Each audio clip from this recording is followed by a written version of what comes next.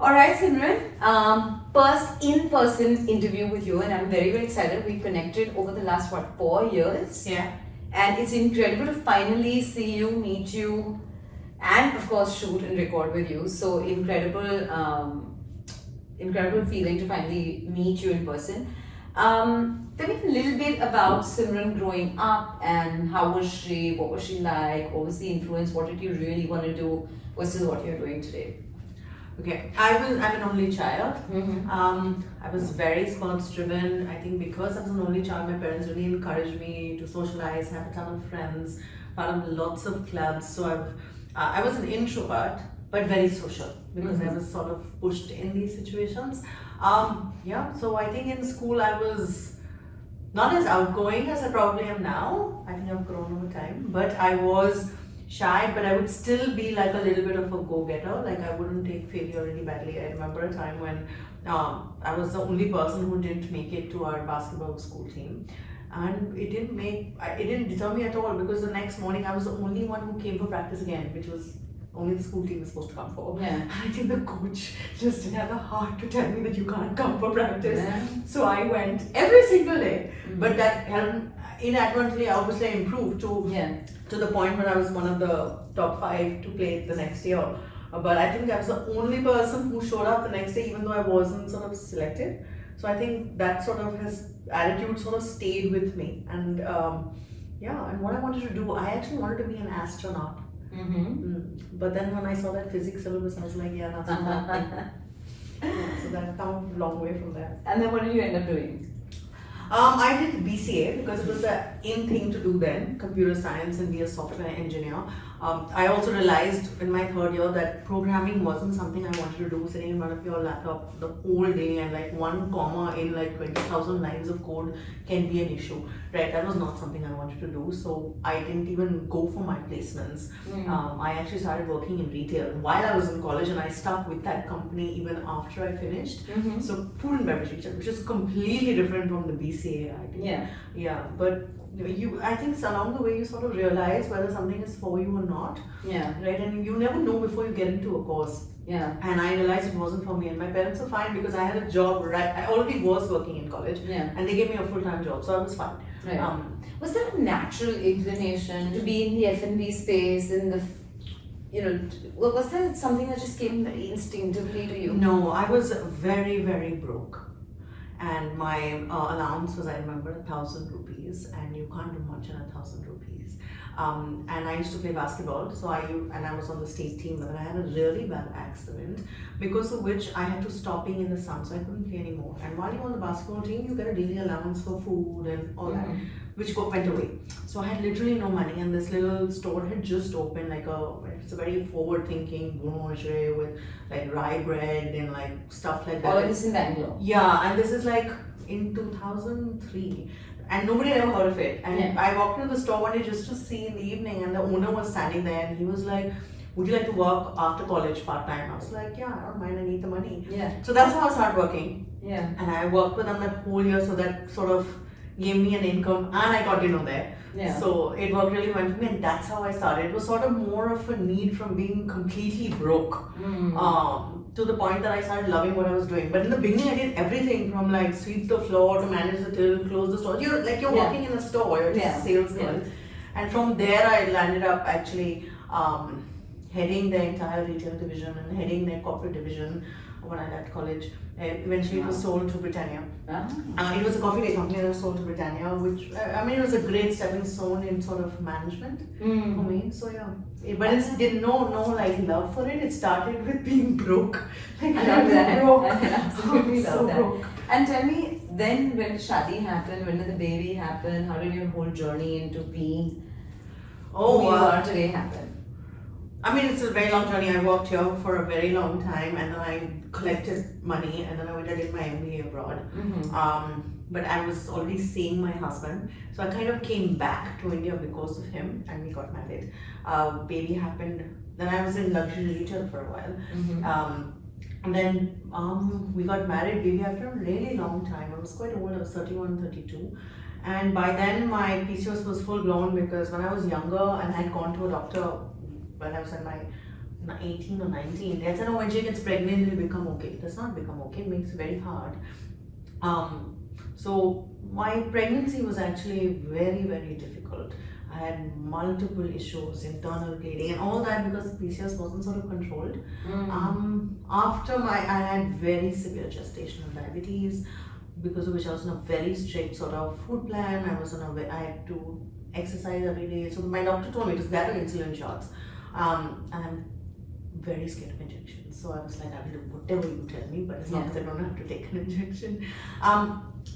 And because it was so strict, because if you have gestational diabetes and you don't take care of it, the baby's pancreas will make and provide the insulin for the mother. Oh. But what happens is, what women don't realize, when you have the baby's body, once it leaves you, it does not realize that it needs to now create less insulin. So the baby pancreas continues to create insulin, and their blood sugar can plummet to very dangerous and near fetal levels. So, and you don't want their pancreas doing this for you, right?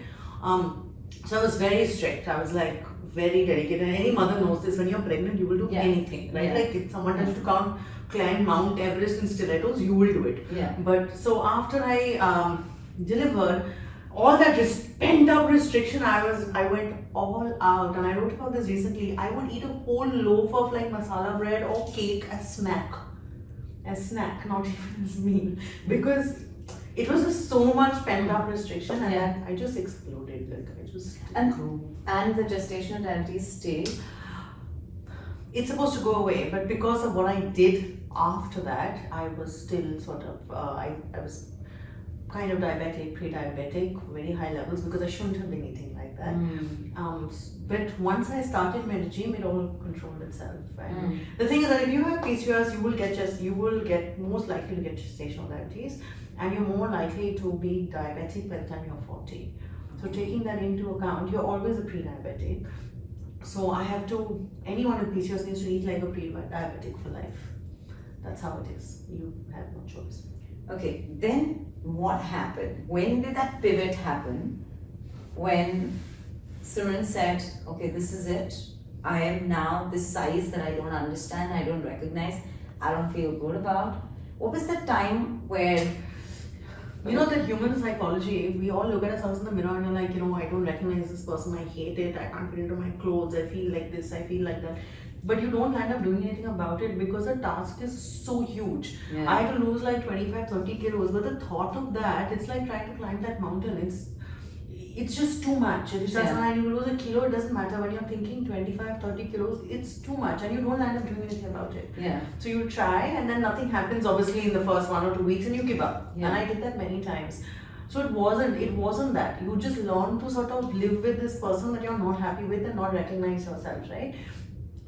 My turning point was my back gave out, and when my baby was 3 months old, I picked him up to change his diaper, and my back just gave out and I collapsed. Luckily we were right next to the bed, so I dropped him, but I couldn't get up, and luckily there was someone at home, this part-time lady who came running, and she picked him up and called my husband, and they couldn't give me any medication because I was exclusively feeding. He's 3 months old. And I thought nothing will happen. That pain stayed for like 2-3 months. For the first week, I couldn't even go to the restroom on my own. My husband or someone had to take me because my back was in such a bad state. And again, you think, ho jayega, theek ho jayega. Nothing happened. It happened again in 3 months, and it happened again. So when he was 10 months old, it was so bad that I had to be hospitalized. I was in there for like 2 days. They had to give me multiple muscle relaxant, painkillers, all that. And they told me that I had degenerative disc, bulge disc, and I had no choice if I wanted to sort of live a pain-free life. And at that point, I couldn't go for dinner. If I was sitting down for dinner, even this long, when I tried to stand up, my back had locked. Because the degenerative disc, right, the vertebrae, there's nothing supporting it. That is when I realized that I had no choice. Like at 31, 32, you can't be like, I can't walk around normally or sit and go for dinner. I can't go for a movie. Can't get out of a car. Like it's supposed to happen when you're 80, not 22. That was my turning point. So it wasn't weight loss. It was just to be pain-free, to be able to run with my child, to be able to play with him, to even be able to pick him up without fear that I'm going to drop him and collapse and then be stuck like paralyzed on the floor. So that's where it started. And tell me, you spoke so beautifully about the fact that the task is so huge that you feel kuch nahi hoga, it's too big a mountain to climb. How does having someone as an accountability partner help in that process? And how can one just snap out of it? Like you reached a point where, there was a blip and you're like, okay, now or never.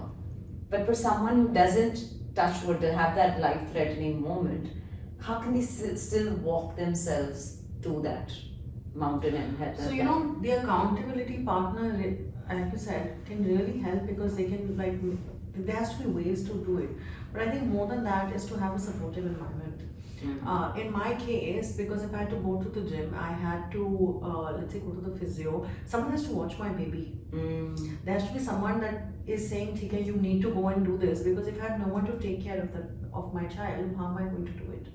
Right? So I think the first thing is actually the supportive environment, because if you are constantly facing friction, that and I see this a lot with women, today I can't do it because there are guests coming, my mother-in-law said to do this, someone said to do that, something is happening, this puja is happening. It's non-stop where women in India have decided that I come last.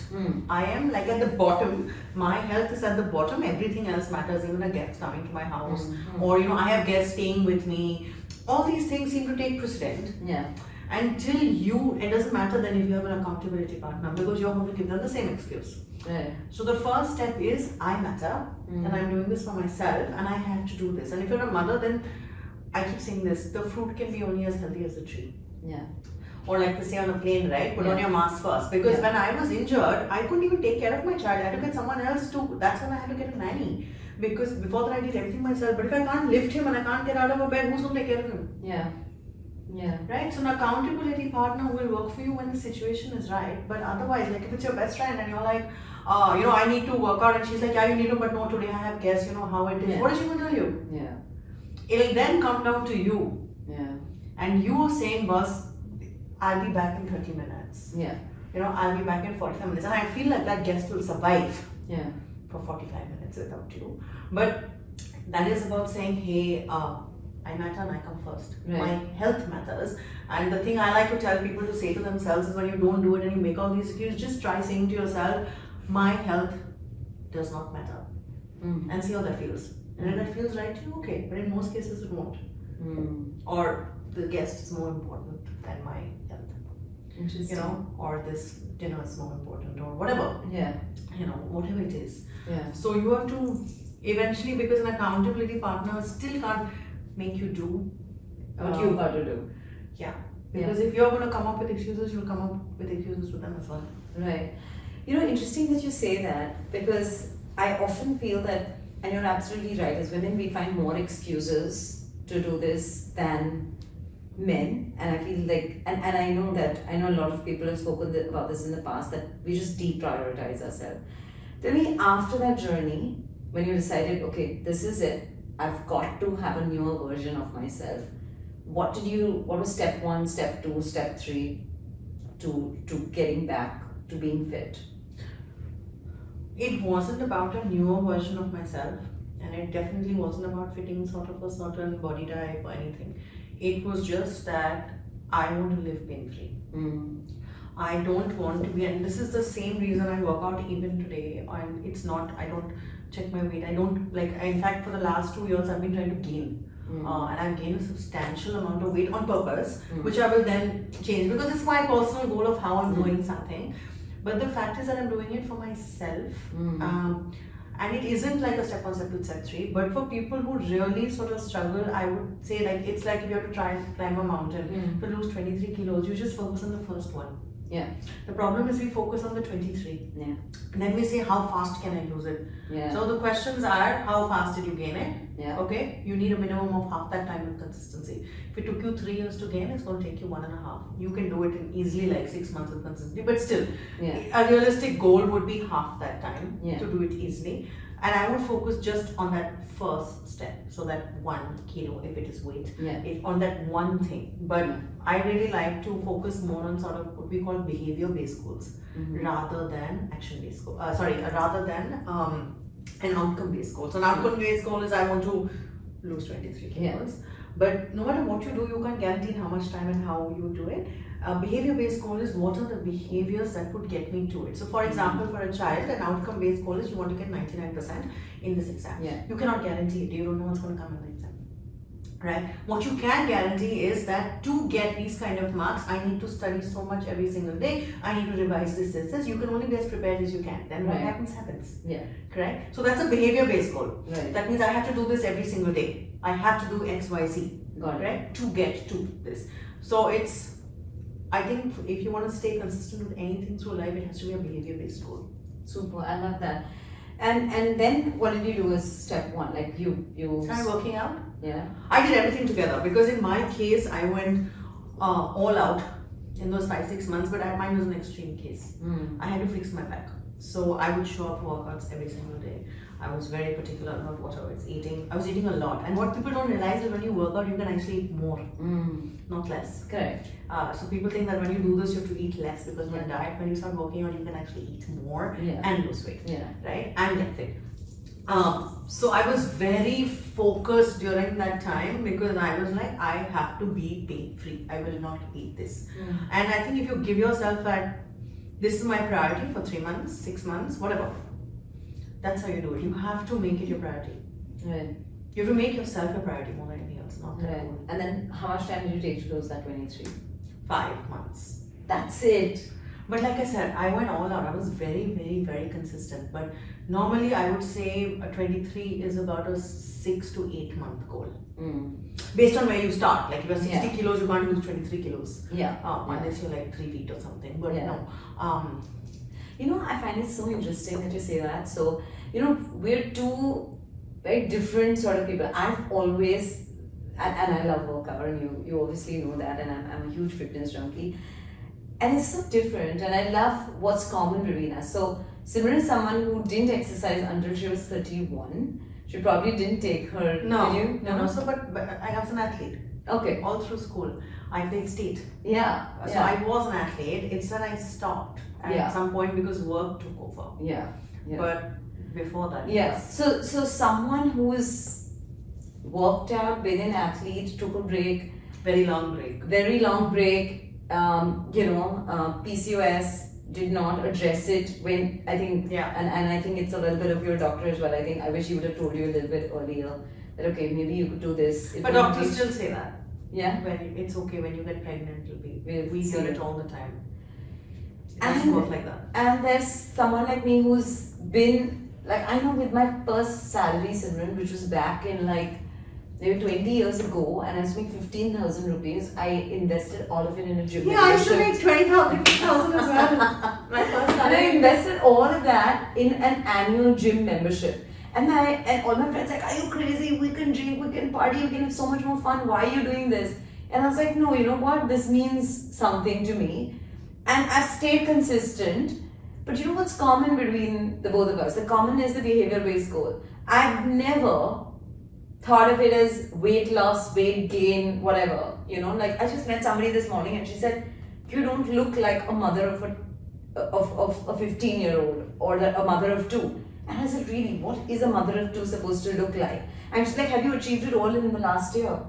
I said, you know what? It's a good question. I think everything is a byproduct of what we've done over the last 2-3 decades to who we are today. And I don't think there's a set silhouette to how this person needs to look. Yeah.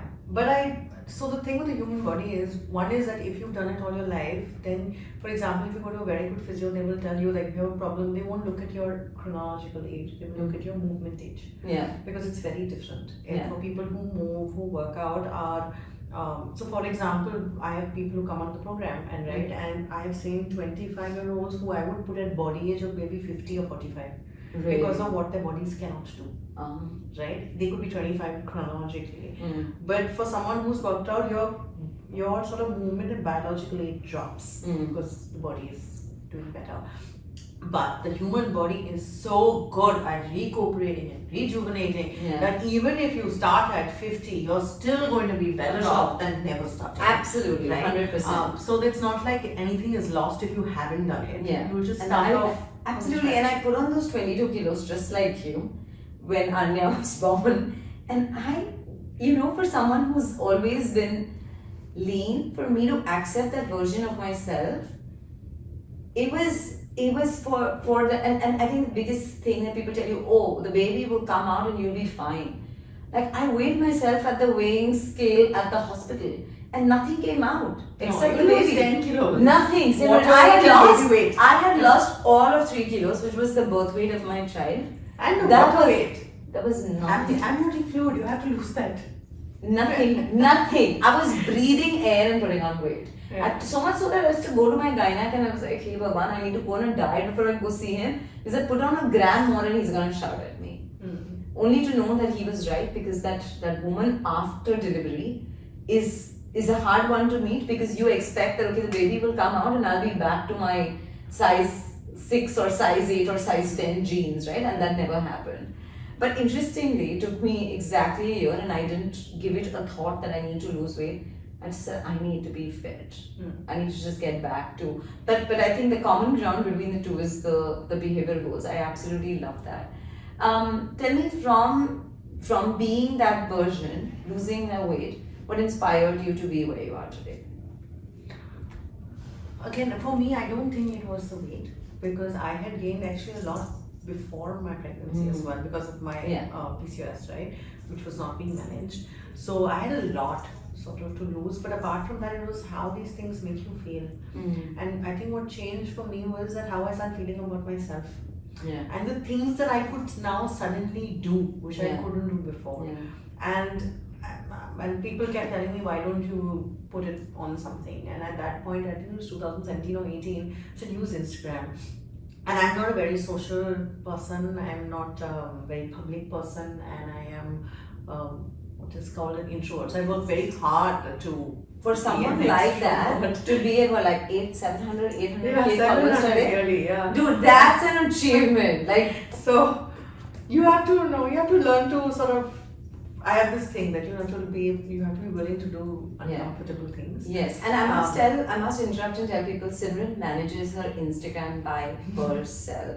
Which is such a bad thing. No, I really need to say that because that's how authentic she is, and very few people know that. Which is why And I must say that because I know have that. so many issues with it, and I forget to put So, out guys, if you're stories. watching and you see the typos and you see the errors, you know that there's a one-man army to her social media, because that's how authentic she is. So yesterday amazing. I went for this Sarah show, right? And then one of my team, one of the nutritionists, like, oh, send pictures. What do you wear? And I was like, I don't take any pictures. Oh. She's like, wow, and the influencer of the year award goes to. I was like, well, I forget. Like, I'm really bad with my social media. Like, I need to work on it. Yeah. No, but she's doing a great job, guys. Come on, from being an introvert to 700K, let's see who can do better. And then what happened?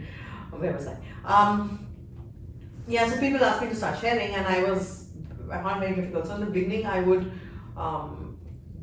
just put up pictures and write a little bit, and people kept asking me for more, and then that's where I started writing more. And one of the places that I was working earlier, I had this lady boss, and then she told me how I don't write well, and she kind of created it in such a way that I thought that my writing skills were absolute crap. I mean, they're not great. I don't even punctuate right now because I'm in such a hurry, but they aren't like abysmal or something. Yeah. But in the beginning, I was very like, oh my god, like, she does bad, what do people think? And then when I said, I'm like, I don't think people care. Like, it doesn't seem to be that much of a problem like it was made out to be. And then I started writing more. But I was so shy that even when Reels came out, for nearly a year I didn't do a video because I'm really into it. And if you see all my pictures before that, only my recent pictures I look at the camera. Everything before that I'm looking away. It's always side. Or I'm something. going to go back and watch this. The now. old ones before Reels, right? And so the first few Reels were really hard. And if you see them, they were horrible.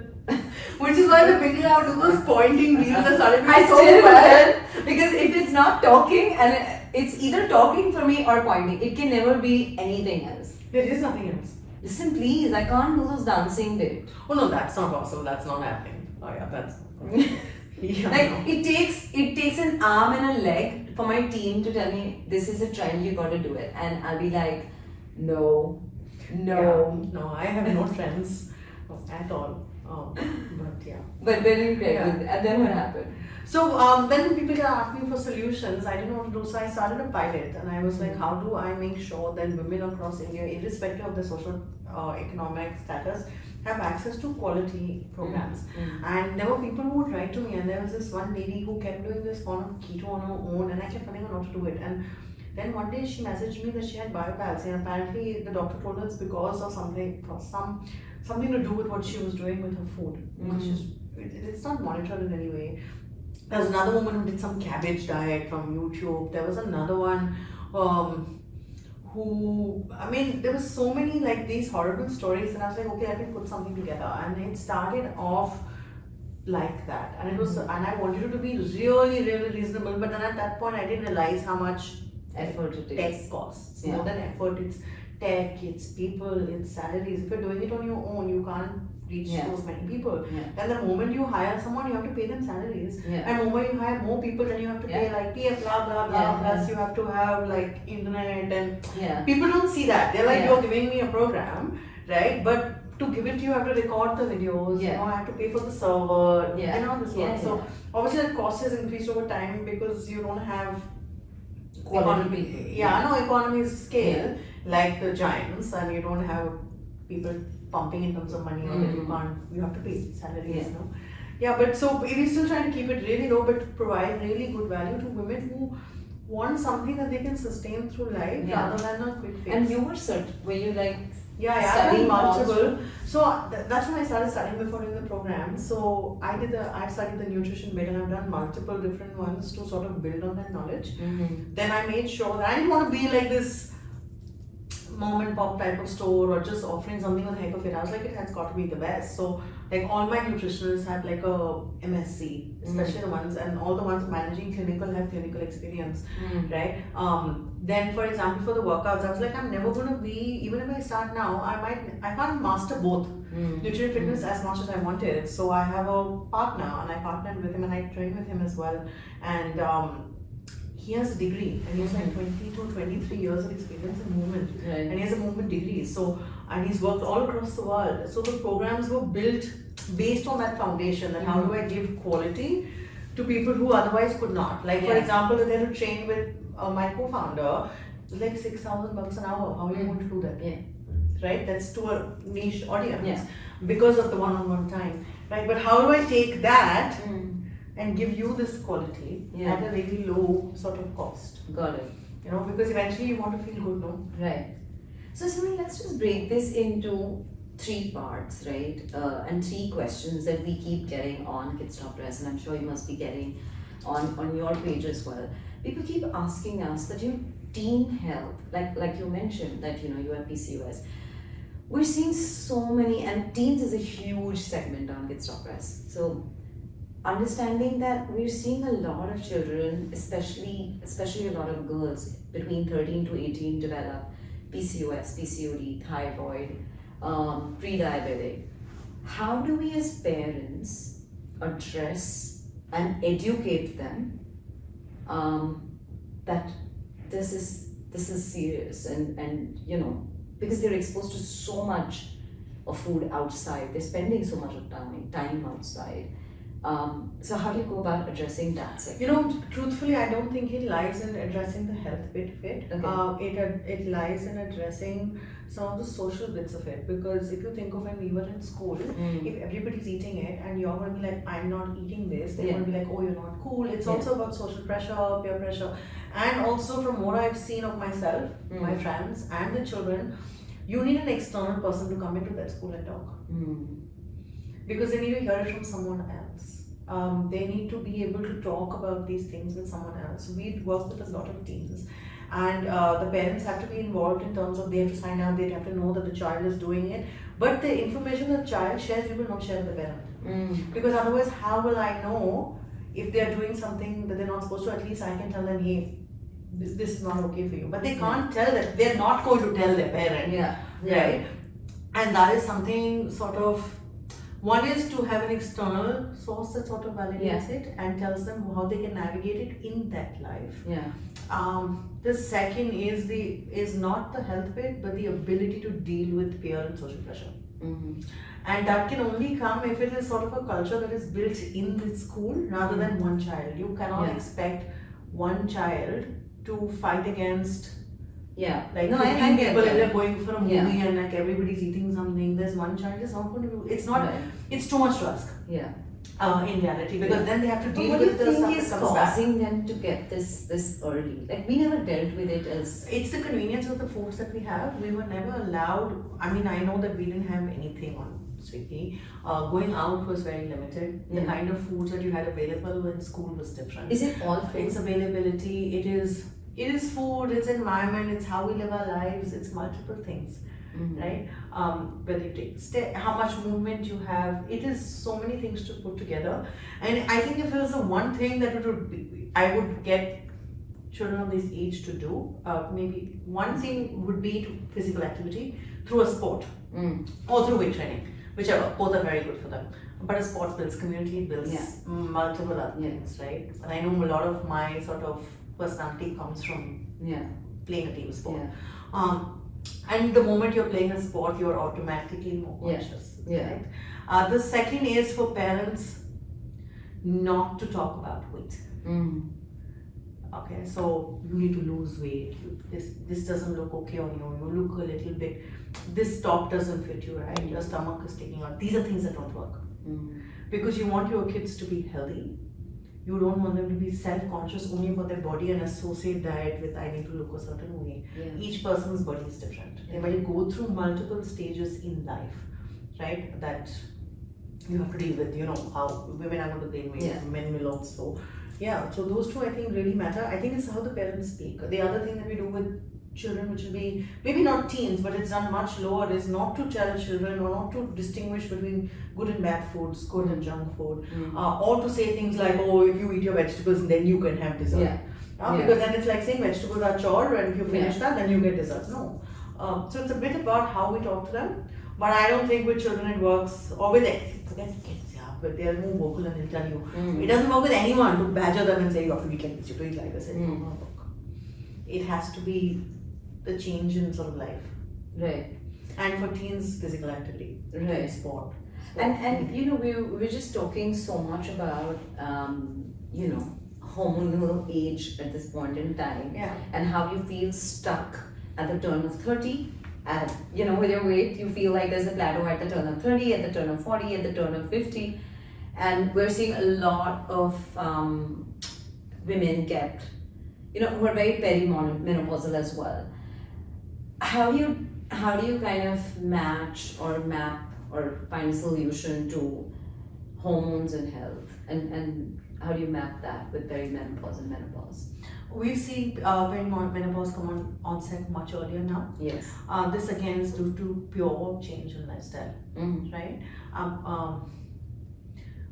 It has to be something that you're willing to doing on an ongoing basis. What's Your early health for you? What's the age? in the difference? early 30s. In the early 30s. Yeah, we see signs in early 30s, and you can be in that for like 10 years before you become menopausal. Mm. The thing is that you can change it.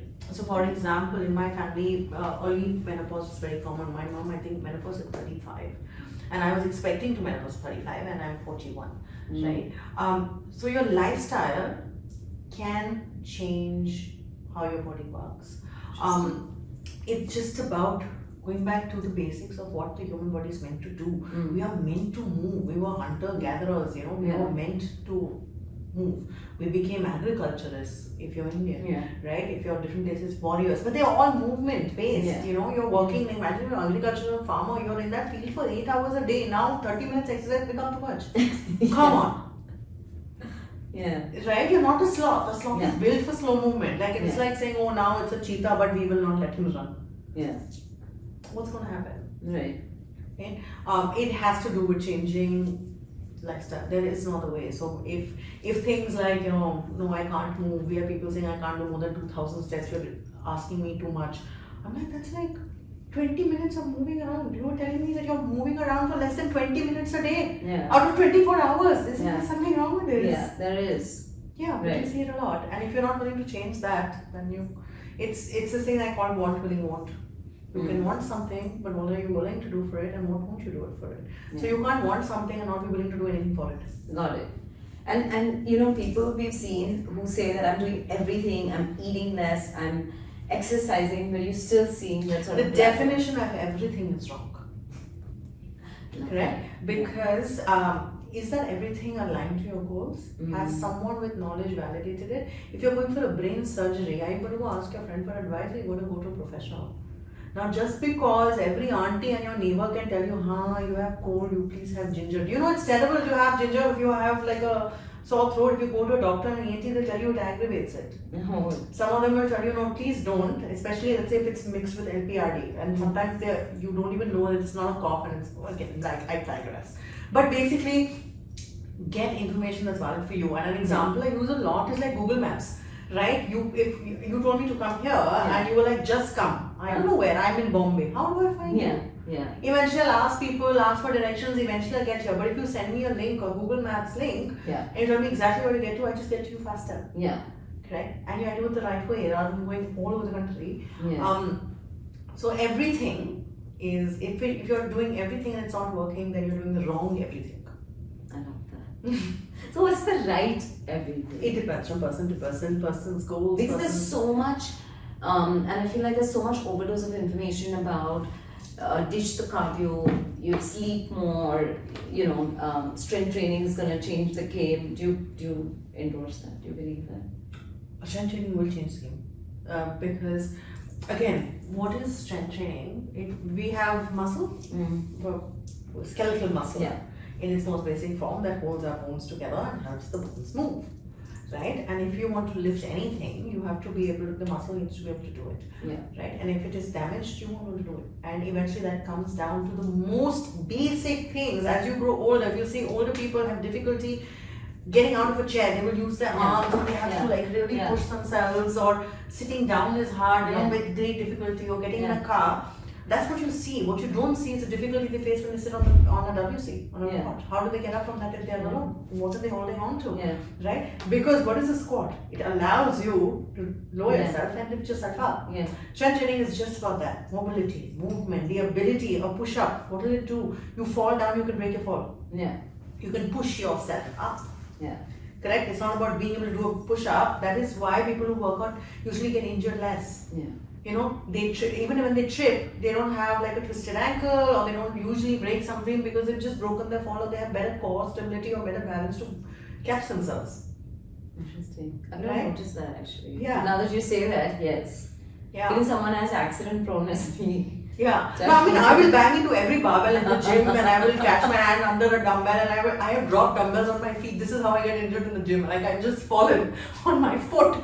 And I'm just like, But very rarely will you, unless it's very severe, but very rarely will someone break something or fall, like, you know, I fell and my ankle broke. You will have something twisted. But because your body would have automatically been able to stop itself. So strength training in that sense will change the game, especially when you're older. Most women who fall and break their hips, which is very common when you're older, most don't recover. And that is a pure drop in quality of life. Can't get up, get out of bed, can't wash yourself, can't do etc. So yes, it will change your game at any point in life, and you will have a better quality of life through life. That's what it's about. When you strength train or do any kind of movement, I would say both, because the cardio is to condition your heart. There are 3 kinds that you can do here, and then in strength training is to condition the muscle. Right? But in cardio there are 3 kinds. So when people say I only walk, that's only one kind. Right? There are, what people don't know, there are 3, for example, a little bit more technical, but we have 3 pathways. We have the ATP, we have the glycolytical pathway, and the Krebs cycle. Now the ATP, think of Usain Bolt. If he has to run 100 meters, he is using intense power. That's where you have something called store, which is your ATP, which gets used up. But he cannot keep that speed for, let's say, 200, 400, 800 meters. He can't. He will slow down, right? ATP can be regenerated, but it takes a little bit of time. And the more you train for it, the more duration you get. But he's still running 10 seconds, 9. Right? That comes from HIIT. Correct? Then you have the glycolytical pathway. This is what will, let's say, make Usain Bolt maybe run a 400 meter. Or a 600 meter, but he's still going fast, correct? Faster than most, but his body can keep with it. Then there comes the last cycle, which is called where we use where this is where energy is coming from, Yeah. and how the heart functions, and that is a speed that you can go at an indefinite pace. You can just keep going, and the body has enough time to replenish Got it. energy, right? So you have to train all three for the heart to train all three. So cardio is just for that, is for your heart to train, and the ability for it to go up quickly, come down quickly, to manage its heartbeat well, and this comes from cardio and from doing different forms of cardio to be able to manage that kind of stress, right? Strength training, hormones, everything just fixes itself. Interesting. I'm not going to get into the Yeah. no, No, interesting me here till tomorrow. But interesting that you say that. Now let's just see what does Simran eat in a day. What I eat, what I like. Really. You know, I just love it about people who are lean mean machines to say this. It doesn't obviously work for everyone. It works. It works for everyone. Obviously, now if you're going to eat cake whole day, then that's not going to work for you. But the idea is to understand sort of moderation, and that comes from the fact that food is not scarce to us. We are not in a famine state. Like if I want to eat a croissant, I don't need to eat 3 right now. Yeah. I mean, there will be a croissant available tomorrow as well. Yes. You know, if there is laddu lying on the table and there is mithai, I don't need to eat all of them. I can eat some of it later. Correct. So it doesn't mean that you have to overeat everything. If you want to eat a pizza, it doesn't mean you have to eat the whole thing. Have how much you want, a slice, two, 3 slices. But I think I have rules. I try to stay away from all deep fried food. I won't, so that I won't eat.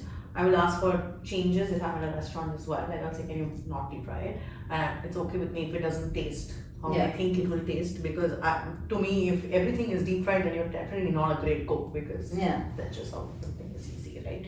I will have protein in every meal. I will make sure I have a crazy amount of vegetables in every meal to get my fiber intake. The high fiber intake in women has shown to lower risk of breast cancer as well.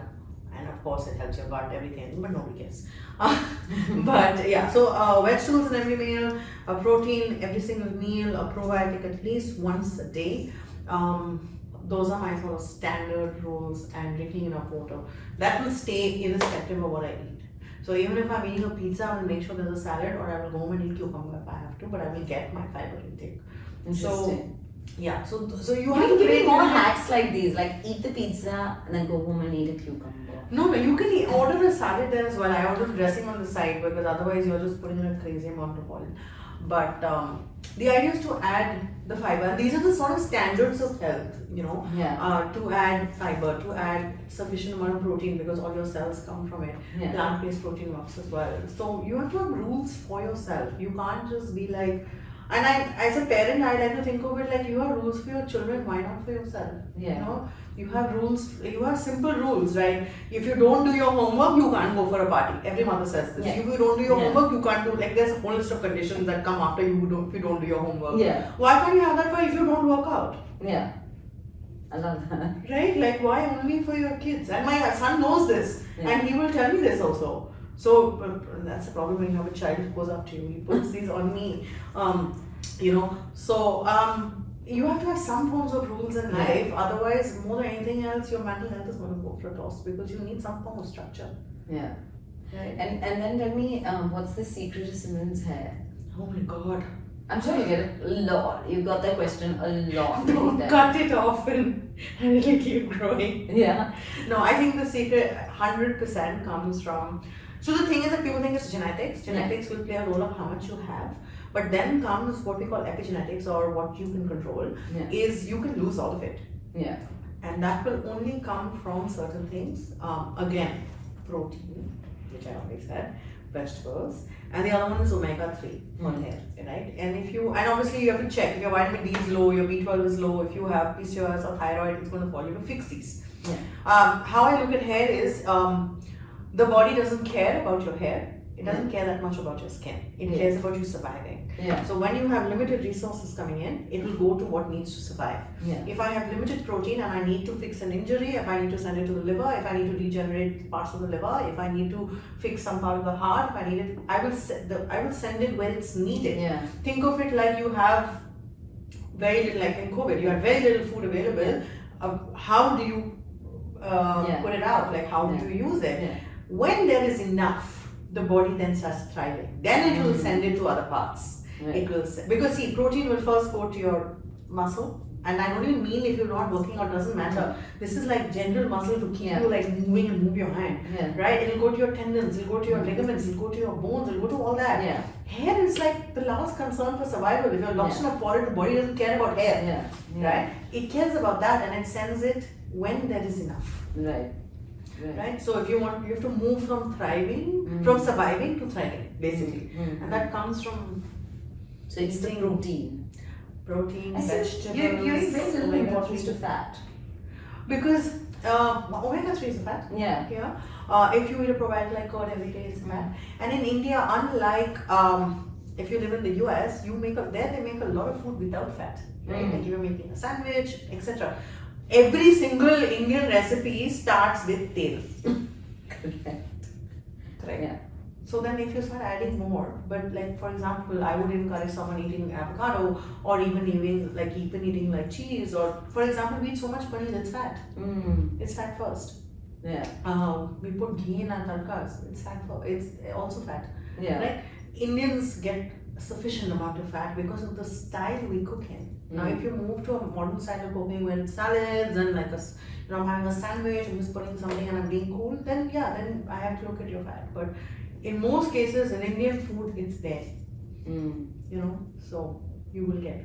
But the one that I like to add is omega-3. Right. And what can vegetarians and non-vegetarians get it from? What? Omega-3? Yeah. Omega-3, you will, if you're a vegetarian, you'll have to take a supplement because there are different kinds of omega-3. Plant-based omega-3 is something called ALA, and we want also something called DHA and EPA. You need ALA as well, but ALA does not convert very well to DHA and EPA, and so it's a bit like buying a lottery ticket and hoping it converts, and we don't know how much will convert. So you take the DHA EPA supplement. It comes from algae, so you can take a vegan algae-based supplement. You don't have to take a non-veg supplement, but you might need to take a supplement for the DHA and EPA, and it is, especially with mothers, it has a huge effect on fetus health, fetus brain health as well. So it should be taken. And it's one of the things we put in our preconception as well, because I encourage people, if you don't do that, go tell your gynecologist, I do not eat fish, I'm a vegetarian, do I need to do something differently? Usually they give you in your prenatals, there will be DHA in it. Interesting. I don't have any memories of it now, but I'm sure it was there somewhere. It's always so interesting to chat with you, Simrun. What's next? There's lots going on right now. I'm looking at a lot of different things, but basically one of the things that I'm really looking at is how do I take being healthy or living putting sort of health and fitness so easily into your life that it just becomes a part of it. I think which is what everybody struggles with. And that is what I'm working on right now. Right. And do you ever feel do you ever feel overwhelmed, and do you feel like, how am I going to do this given that there's family, there's friends, there's work, there's social media, there's competition. How are you managing all of that? I think it's very normal to feel overwhelmed, especially in places where you are trying to push yourself beyond the boundary. But like I said, I do this in all the programs. We actively have a habit called learning to be uncomfortable. It's called being comfortable with discomfort. And we get overwhelmed when you can't handle something. But if you put yourself in controlled, uncomfortable situations over time, it's like resistance, or it's like being able to lift more. Over time, that willpower builds, and you can just handle a little bit more without it being taking over. So a lot of things are overwhelming, and a lot of times days are overwhelming, but you remind yourself it's one day. It's not a bad life. It's not an overwhelming life. And I like to look at it as, we have this thing, the spheres of control. What can I control in this? What can I not control? If I have zero control over it, I do nothing. But if I have control, I've controlled that part. It is what it is. Yeah, that's what I keep telling myself, and I keep telling my team this: control the controllables, because that's all. I should send you our spheres of control worksheet. It's so nice. I mean, you can use it in any aspect of life, but it's something that really, really helps, because we do this whole module on stress and how to deal with stress, how to identify stress, all that. And it's part of that sort of model. Right.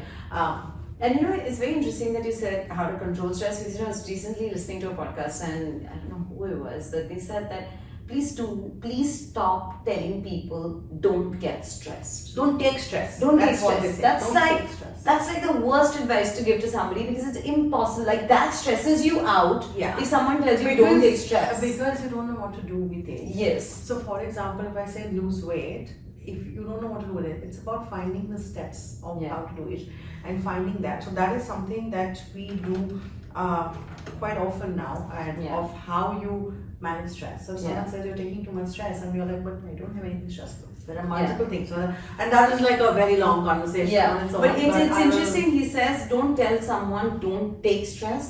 Just tell them let's learn to manage stress better. I wouldn't say that either. I would, because a lot of times, I tell you, learn to manage stress better. Do you know what stresses you out?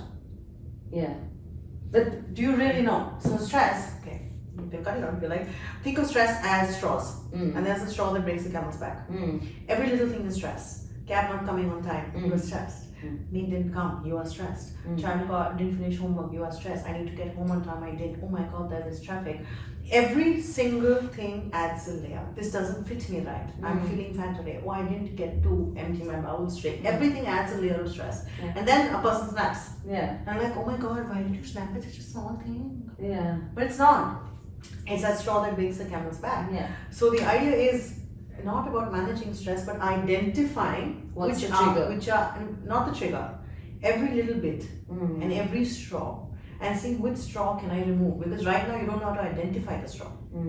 It's about identifying those straws and moving them out, saying does not need to happen, does not, right? So managing stress, I don't want you to be managing that full haystack and then adding more on it. Like you're going to get stronger to handle more, carry more. No. How you know what to keep and what to offload, Yeah. right? So it's not about being able to, the idea is what is stress. That's when, and you can figure that out for yourself, and we do this workshop on it. If you can figure that out for yourself, the rest becomes easy. Interesting. Incredible. I know we've got to wrap this up. Yes, But please. thank you. Thank you so much. And it was incredible chatting with you today. Thank you so much for having me.